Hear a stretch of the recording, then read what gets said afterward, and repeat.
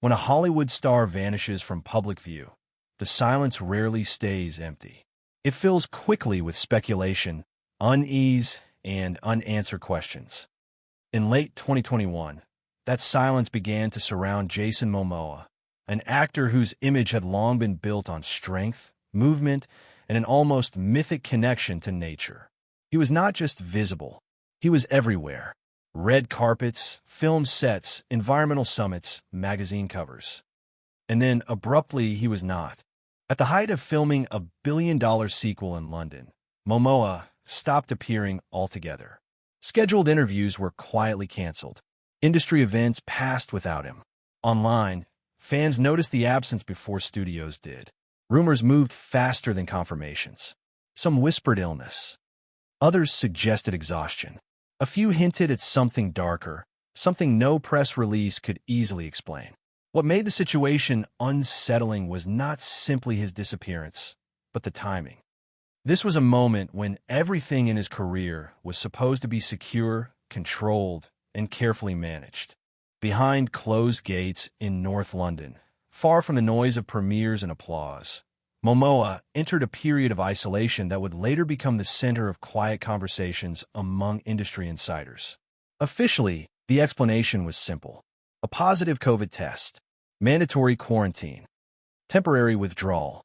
On paper, nothing seemed alarming.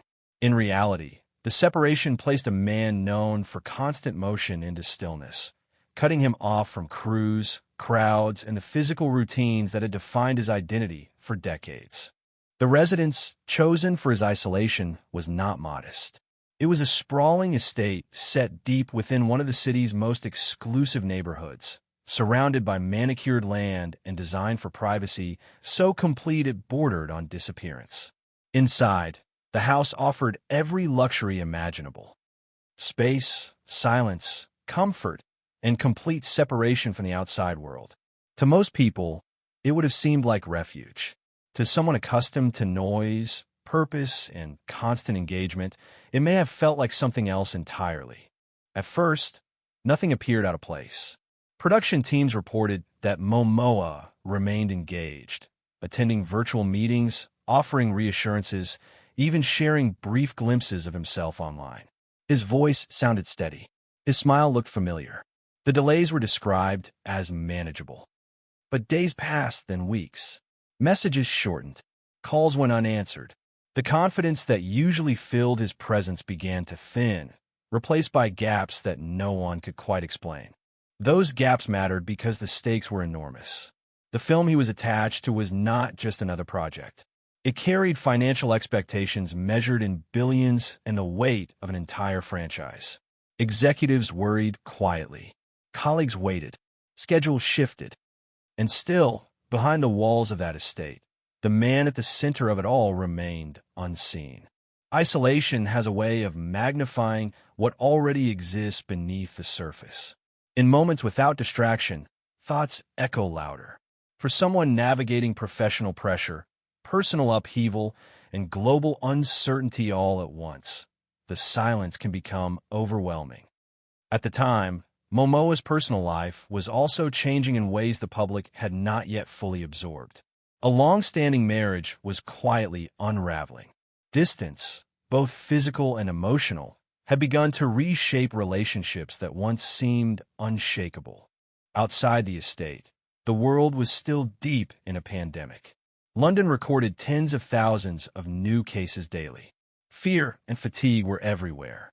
Inside, the experience was different, but no less intense. The luxury did not remove the confinement. It only disguised it. Staff maintained strict boundaries. Deliveries were left at gates. Human contact was reduced to screens and voices filtered through technology. For a man whose identity had been built on physical presence, connection to land and people, and constant creative output, the sudden stillness was not neutral. It pressed inward. What began as recovery quietly became something more complicated. Something that would only come into focus later, after the gates reopened and others stepped inside. At the time, no one spoke publicly about concern. There were no official statements, no emergency interventions, no visible crisis. Only absence. Only quiet. Only the growing sense among those watching from a distance that something was happening out of view, something that could not be captured in carefully curated social media posts or polished studio updates. The story did not break when he isolated. It began to surface only after he left, only after the silence had already done its work. The story of Jason Momoa did not begin in luxury estates or studio boardrooms. Long before cameras followed his movements and audiences associated his name with gods, kings, and warriors, he lived a life shaped by contradiction. Born in Hawaii, but raised far from the islands in small-town Iowa, he grew up carrying two identities that never fully aligned. To outsiders, he looked different, sounded different, and moved through spaces where he never quite blended in. That sense of standing apart would follow him quietly for years. His early life was not marked by privilege or certainty. Raised primarily by his mother, Momoa learned independence early, but independence does not always come with stability. Friends from those years later described him as restless, athletic, creative, and deeply sensitive beneath a confident exterior. He gravitated toward movement and physical challenge, not only because he enjoyed it, but because motion gave him structure. Stillness never suited him. Silence made room for doubt. When modeling work opened the first door into entertainment, it did not come with comfort. Early success brought visibility, but not security. Casting rooms saw his appearance before his ability, and typecasting followed quickly. Roles were offered narrowly, often built on physicality alone, leaving little room to prove depth or range. Money was inconsistent, recognition fleeting. At one point, despite appearing on screen seen by millions, he struggled financially. The illusion of success masked a reality few outside the industry understood. The breakthrough that would change everything arrived suddenly and violently. The role that introduced him to the world as a force of nature also came at a cost. Fame did not ease pressure. It multiplied it. Expectations grew heavier. Schedules tightened. Privacy vanished. What audiences perceived as momentum was, for him, a constant test of endurance. Each role carried the unspoken demand to be bigger, stronger, more invincible than the last. When the tide finally turned with global superstardom, he embraced it fully. He collected motorcycles, traveled constantly, hosted gatherings filled with noise and laughter. Those close to him said he lived loudly because silence reminded him of uncertainty. He appeared approachable, grounded, unpretentious. Yet behind that image existed a man who rarely slowed down long enough to sit with himself. His personal life offered balance for time. A relationship built on shared values, creativity, and mutual respect gave him something steady amid chaos. Together, they presented an image of harmony that contrasted with the volatility of celebrity culture. But even stability requires maintenance, and the demands of his career gradually introduced distance. Long shoots, international travel, and the weight of expectation strained what once felt effortless. By the time he entered the next phase of his career, the stakes were no longer personal alone. Entire productions depended on his availability. Entire franchises hinged on his presence. With success came a subtle shift. He was no longer simply participating in projects. He was carrying them. The pressure to perform, to lead, to remain physically and mentally indestructible became constant background noise. Those who worked with him during this period noticed habits that hinted at deeper tension. He trained relentlessly, sometimes beyond necessity. He filled quiet moments with activity. Creativity spilled into every corner of his life, not always in organized ways. He spoke passionately about environmental causes, oceans, preservation, and responsibility. These concerns were not performative. They reflected genuine values, but they also revealed how tightly he tied meaning to action. Doing something, anything, felt essential. Then the world slowed down. The pandemic disrupted systems built on motion. Film sets paused. Travel halted. Human connection became regulated and distant. For many, Isolation was uncomfortable. For someone whose identity relied on movement, it was destabilizing. When he tested positive and was forced into quarantine, it did not simply interrupt his schedule. It removed the very mechanisms he used to cope. Isolation arrived at a moment when his emotional foundation was already shifting. Personal relationships were under strain. Professional pressure was unrelenting. Global uncertainty filled every conversation. Stripped of routine, surrounded by silence, he faced a version of himself he rarely allowed space to exist. From the outside, none of this was visible. Public narratives remained intact. He was portrayed as resilient, optimistic, unfazed. But resilience can become a performance when vulnerability feels dangerous. The expectation to remain strong does not disappear when the cameras turn off. Often, it grows heavier. Those who knew him well understood that stillness had always been difficult. Movement had been his language. Creation his outlet. Community his anchor. Remove those elements, and what remains is exposure. Alone with thoughts that had long been drowned out by activity, he entered unfamiliar territory. This context matters because what unfolded later did not appear in isolation. It was not a sudden break from reality without cause. It was the result of years spent outrunning silence, compounded by a moment when escape was no longer possible. The mansion in London was not the beginning of the story. It was simply the place where everything he had kept in motion finally had nowhere left to go. By the time the isolation stretched beyond what anyone had expected, the shift was no longer subtle. Inside the London estate, time lost its usual shape. Days blurred together, nights grew longer, and routines that once grounded him began to dissolve. At first, the change registered only as small irregularities. Missed calls, delayed responses, conversations that drifted without clear direction. To those on the production side, it felt inconvenient. To those closer to him, it felt unsettling. During early video calls, Jason Momoa still appeared present.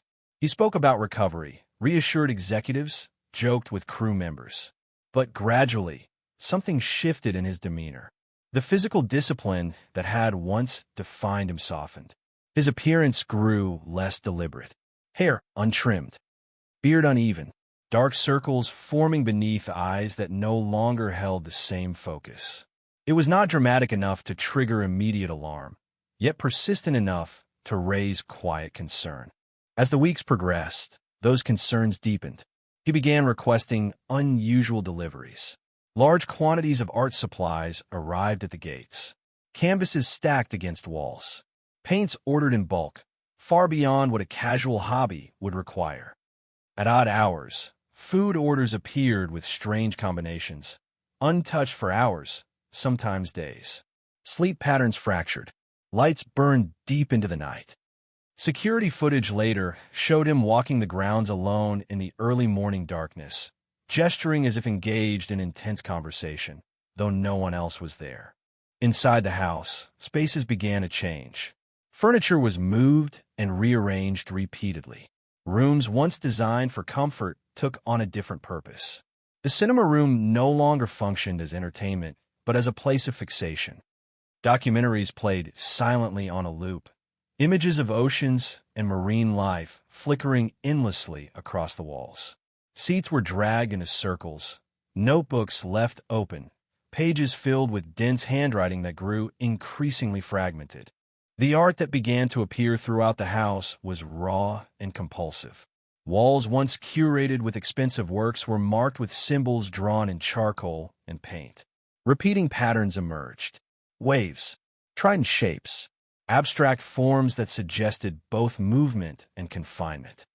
Floors were cleared to make space for sprawling diagrams, lines intersecting without obvious order. To an outside observer, it might have looked chaotic. To someone inside the experience, it may have felt necessary. Staff members noticed changes in his interactions as well. Requests were no longer simple or predictable. Instructions contradicted one another. Conversations jumped abruptly between topics. Moments of intense enthusiasm were followed by long silences. The man known for warmth and easy humor became harder to read. Not hostile, but distant, as if his attention was turned inward, locked on as something others could not see. When he did speak with the production team, his thoughts sometimes wandered mid-sentence. Discussions about scheduling drifted into reflections on pressure, identity, and responsibility. He spoke about the ocean with heightened urgency, about humanity's impact, about feeling trapped between who he was expected to be and who he believed himself to be. These moments passed quickly, often brushed aside with a smile, but they lingered in the minds of those listening. Isolation intensified everything. Without physical training partners, without social gatherings, without the rhythm of a working set, his coping mechanisms collapsed inward. Creativity, once a release, became obsessive. Expression turned relentless. There was no audience, no feedback, no boundary. Just repetition. The turning point came quietly, without spectacle. He left the property with little ceremony, reportedly cleared to return to filming. There was no dramatic exit, no confrontation, no public sign that anything had gone wrong. To the outside world, it appeared as though he had simply recovered and resumed work. The gates closed behind him. Silence returned. It was only after he was gone that the extent of what had occurred became visible. When the cleaning crew arrived, they expected a routine job. High-profile tenants often left behind messes. Empty bottles, disordered rooms, signs of indulgence. What they encountered felt different almost immediately. Even before stepping inside, they noticed scattered debris near the entrance. Premium alcohol bottles discarded carelessly. Magazines soaked by rain. Small details that suggested neglect rather than celebration. Inside, the house told a story that words had failed to capture. Kitchens overflowed with spoiled food. Containers from expensive restaurants sat untouched, stacked high, some still half full. Refrigerators buzzed over forgotten meals. The smell of stagnation lingered in spaces meant to feel pristine. In the living areas, the contrast was jarring. Priceless decor gave way to marked walls and disturbed floors. Rugs had been rolled back to expose patterns drawn directly on a hardwood. The designs were intricate, layered, repeated with intensity. No single room escaped alteration. Each space bore evidence of prolonged occupation without rest. The most striking transformation awaited in the private quarters. Bedrooms had become storage zones for discarded clothing, both worn and untouched, mingling without distinction. Tools lay scattered across antique furniture. Carpets bore stains no one could immediately explain. And in the bathroom, the transformation reached its most visceral form. What had once been a spa-like environment was now an improvised studio. Marble walls were covered in hand-painted murals. Ocean scenes filled the space. Creatures both recognizable and imagined swam across surfaces never meant to hold paint. The materials varied. Household paint, food coloring, coffee mixed with water. It was unpolished, emotional, urgent. Not decoration, expression. Notebooks filled every available corner. Pages were dense with thoughts, sketches, fragments of writing that spoke of exhaustion, doubt, and an overwhelming sense of pressure. The progression was visible. Early entries were coherent, reflective. Later ones unraveled, sentences breaking apart, ideas looping back on themselves. In the gym, weights had been stacked into unstable formations. Resistance bands stretched across doorways in complex patterns, creating obstacles rather than training stations. The room felt less like a place of discipline and more like a space shaped by compulsion. The cleaning crew stopped working and began documenting. Photographs were taken. Property managers were called. Lawyers contacted. This was no longer about damage. It was about responsibility and concern. What they saw did not resemble reckless partying. It resembled a private struggle that had played out unseen. Word spread quietly among those tasked with managing the aftermath. Images circulated discreetly. Reactions were muted but intense. The phrase that surfaced again and again was not scandal. It was disturbing. Not because it was sensational, but because it revealed something deeply human unfolding behind layers of privilege and control. The incident was no longer just about a delayed film or a damaged estate. It had become a question no one could easily answer. What happens when isolation strips away the structures that hold someone together, especially someone the world believes to be unbreakable? The consequences unfolded slowly, not in headlines at first, but in quiet reactions behind studio doors and private conversations that never reached the public. What had been discovered inside the estate could not be unseen. It changed how those closest to the situation interpreted the weeks of silence and irregular behavior. What once seemed like inconvenience or eccentricity now carried a different weight. The isolation had not passed through him without leaving marks. It had reshaped him, and the effects rippled outward. For Jason Momoa, returning to the set did not immediately restore normalcy. Physically, he appeared capable. He trained again, followed schedules, delivered performances. But something had shifted beneath the surface. Crew members described a subtle difference in his presence. He was still kind, still professional, yet more guarded. Moments of intensity surfaced unexpectedly, followed by long stretches of quiet withdrawal. The man who once filled every space with energy now seemed to ration it carefully. Production executives faced a different kind of reckoning. The incident forced them to confront the fragile balance between profit, pressure, and personal well-being. Delays were costly, expectations relentless. Yet what had occurred made it impossible to ignore how close everything had come to collapse. Conversations once focused solely on schedules and budgets now included mental health protocols, risk assessments, and contingency planning. Quietly, the industry took notes. The estate itself became a symbol of consequence. The property owners, accustomed to hosting powerful figures without incident, were shaken. Specialized crews were brought in to restore the house. Hazardous materials were cataloged, walls repainted, floors repaired. Some damage was cosmetic. Some felt less tangible, as though the space itself had absorbed something heavy. Insurance claims were filed. Legal teams ensured discretion. The goal was not punishment, but containment. News of the discovery circulated unevenly. It did not erupt across mainstream media immediately. Instead, it moved through private channels. Insiders spoke in lower voices. Images were shown selectively. The language used was careful. There was concern for privacy, but also unease. The story did not fit neatly into familiar categories. It was not criminal, not a scandal in the traditional sense. It was a portrait of vulnerability where invulnerability had been assumed. The psychological impact extended beyond the individual. Those who had interacted with him during isolation began replaying conversations, reinterpreting moments they had dismissed. Missed calls felt heavier in retrospect. Unusual comments took on new meaning.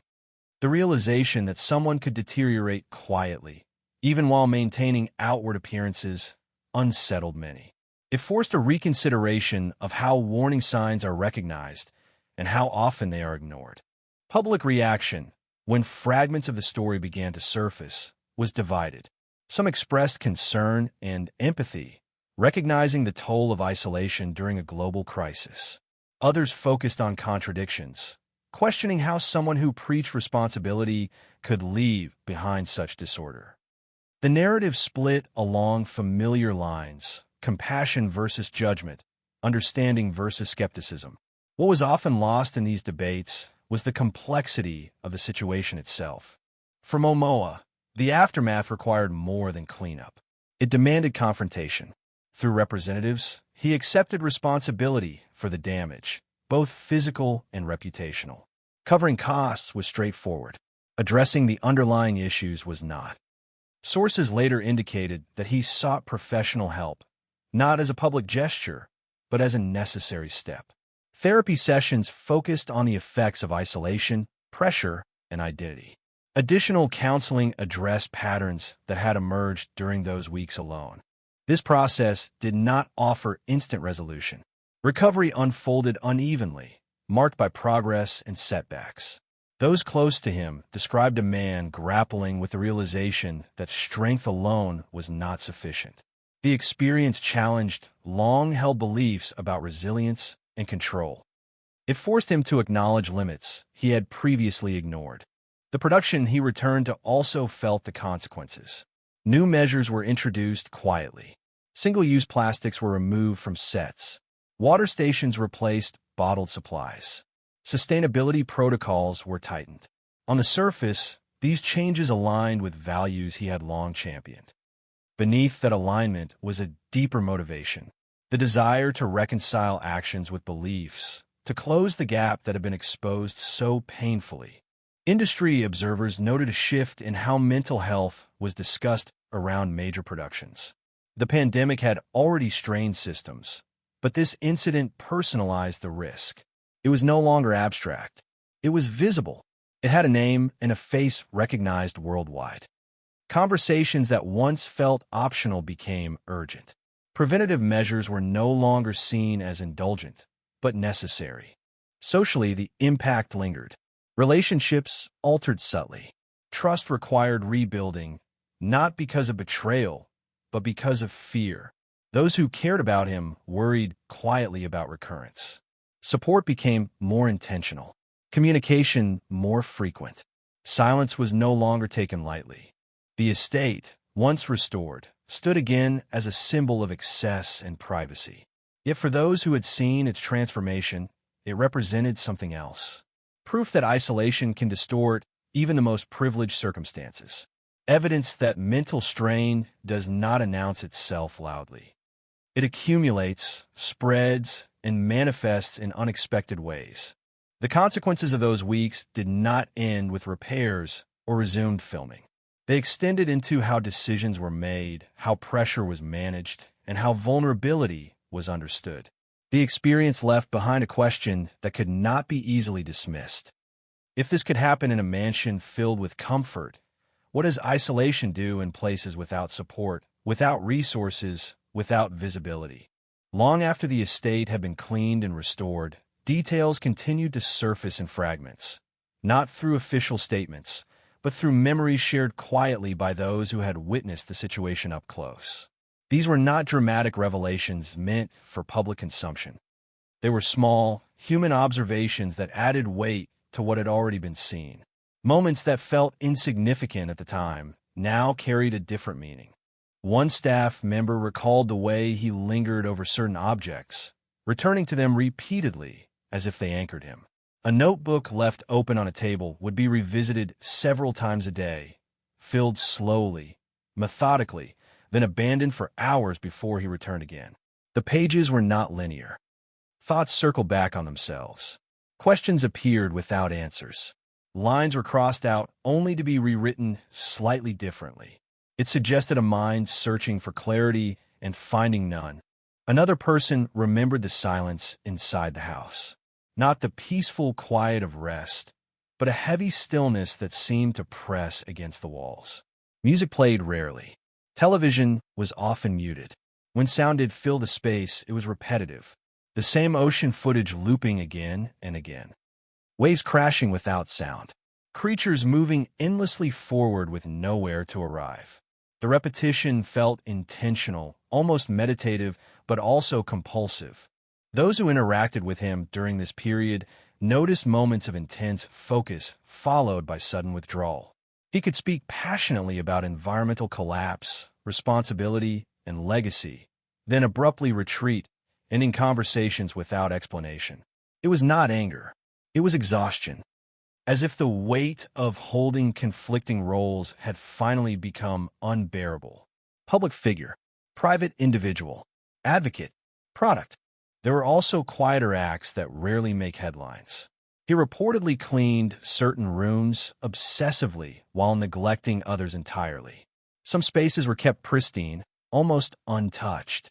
Others deteriorated rapidly. This unevenness mirrored his internal state. Control in one area, chaos in another. It was not recklessness. It was imbalance. Friends later shared that he struggled deeply with the idea of disappointing others. The pressure to be reliable, inspiring, and unbreakable had shaped his decisions for years. Admitting vulnerability felt like failure. Even during isolation, he attempted to reassure everyone around him, downplaying his own distress. That instinct to protect others, to maintain stability, may have delayed intervention when it mattered most. What troubled some observers most was how invisible the struggle remained for so long. He continued to communicate. He continued to work remotely. He continued to present an image of recovery. There was no dramatic collapse, no emergency call that forced immediate action. The unraveling happened quietly, incrementally, in ways that are easy to overlook when expectations are high and time is scarce. Several journals recovered from the estate reportedly contained reflections on identity and purpose. Not despair in the conventional sense, but confusion. Questions about what remains when performance stops, when applause fades, when movement ceases. He wrote about feeling useful only when producing something tangible, whether a performance, a cause, or a physical achievement.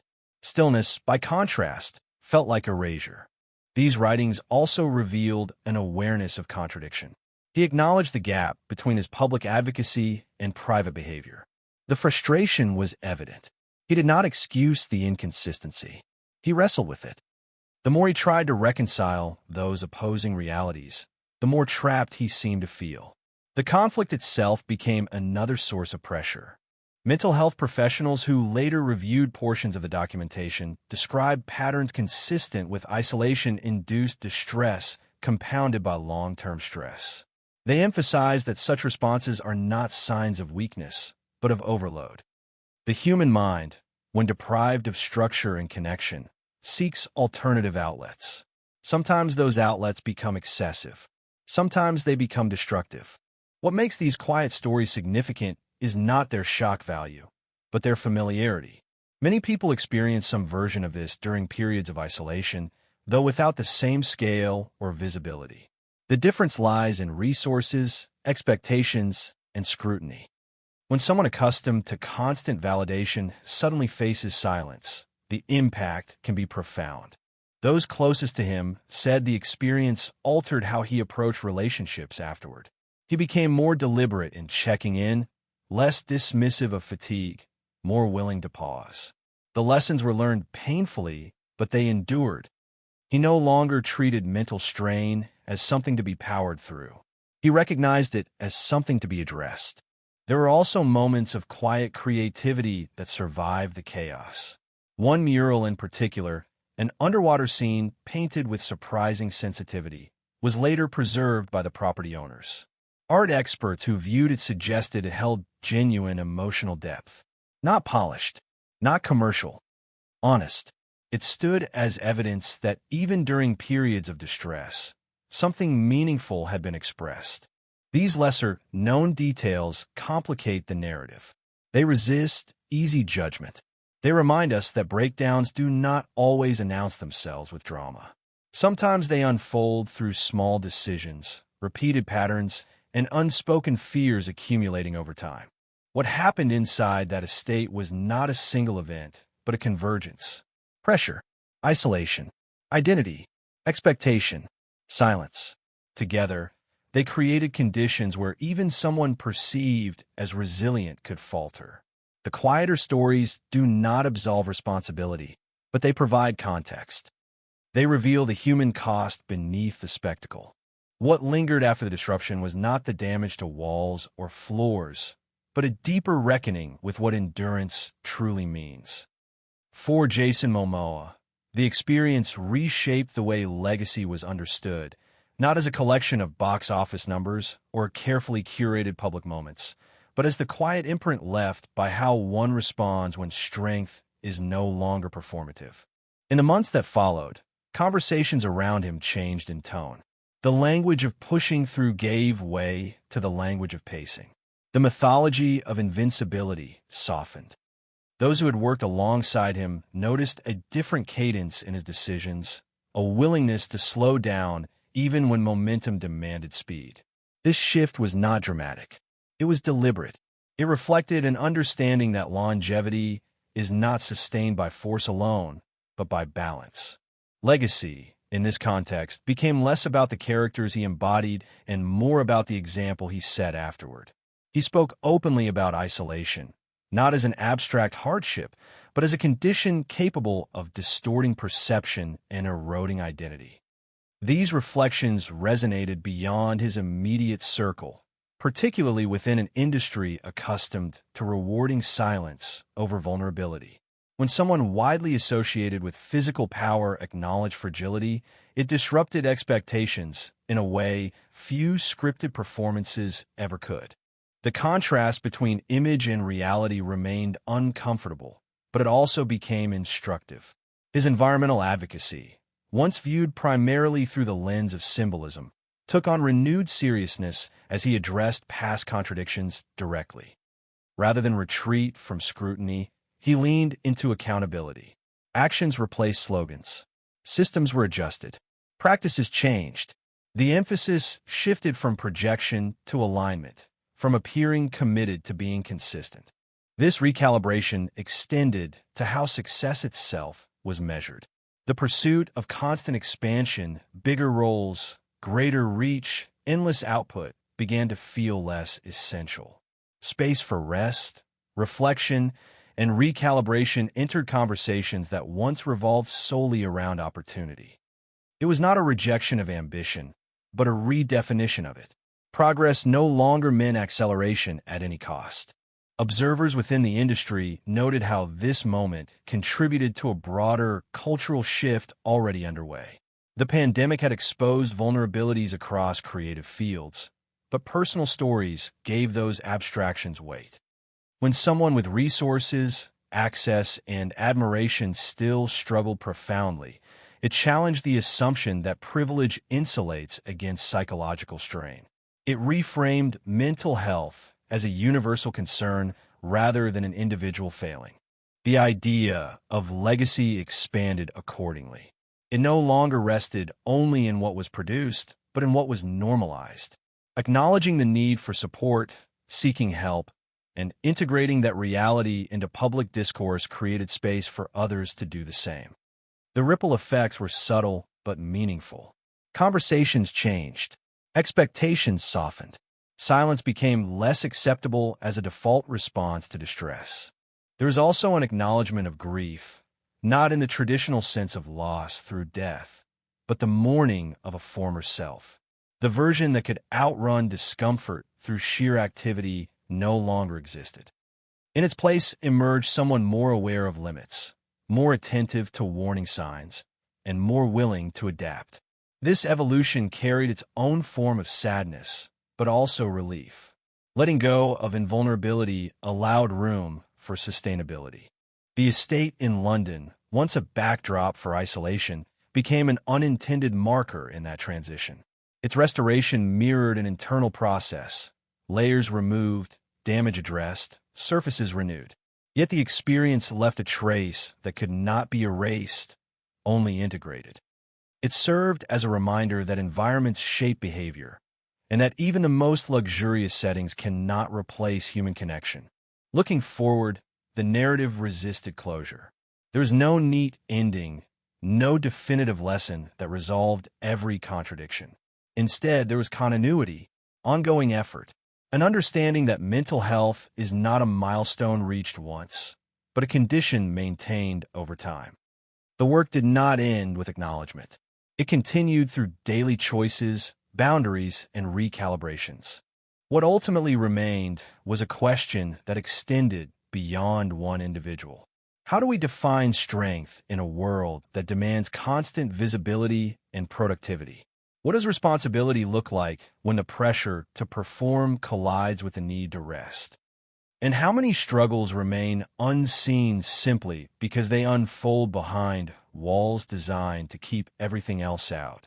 These reflections did not diminish achievement. They contextualized it. They suggested that legacy is not only what is built, but what is preserved. Not only the impact made outwardly, but the care taken inwardly. In recognizing that balance, the story moved beyond spectacle and into something quieter, more enduring.